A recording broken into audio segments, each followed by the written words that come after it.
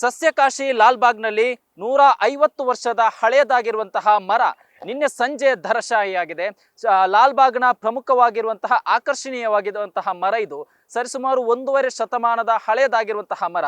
ಅದರ ಚಿತ್ರಣ ಹೇಗಿದೆ ಅನ್ನೋದನ್ನ ನಿಮಗೆ ತೋರಿಸ್ತಾ ಹೋಗ್ತೀನಿ.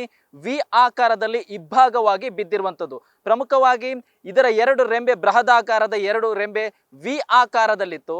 ಬಟ್ ಮರ ಟೊಳ್ಳಾಗಿದ್ದರಿಂದ ಇಬ್ಬಾಗವಾಗಿ ಬಿದ್ದಿರೋದು. ಅದನ್ನ ನಿಮಗೆ ದೃಶ್ಯ ಸಮೇತ ತೋರಿಸ್ತಾ ಹೋಗ್ತೀನಿ. ಇದು ಲಾಲ್ಬಾಗ್ನ ಪ್ರಮುಖ ಆಕರ್ಷಣೆಯಾಗಿರೋದ್ರಿಂದ ಸಹಜವಾಗಿ ಇಲ್ಲಿರುವಂತಹ ವಾಕರ್ಸ್ಗಳಿಗೆ ಕೂಡ ಯಾವಾಗ ಮರ ಬಿದ್ದ ವಿಚಾರ ಗೊತ್ತಾಯ್ತೋ ಅವರಿಗೂ ಕೂಡ ಒಂದಿಷ್ಟು ಬೇಸರ ಆಗಿರುವಂಥದ್ದು.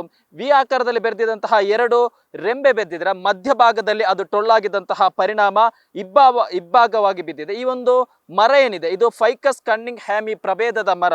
ಈ ಒಂದು ಮರ ಸಣ್ಣ ಪುಟ್ಟ ಹಣ್ಣುಗಳನ್ನು ಕೂಡ ಬಿಡ್ತಾ ಇರೋದ್ರಿಂದ ಇದು ಮನುಷ್ಯರಿಗೆ ಮಾತ್ರವಲ್ಲ ಪ್ರಾಣಿ ಪಕ್ಷಿಗಳಿಗೆ ಪ್ರಮುಖವಾಗಿ ಆಕರ್ಷಣೀಯವಾಗಿತ್ತು. ಪಕ್ಷಿಗಳಿಗೆ ಇದು ಆಹಾರವಾಗಿದ್ದಂತಹ ಮರ.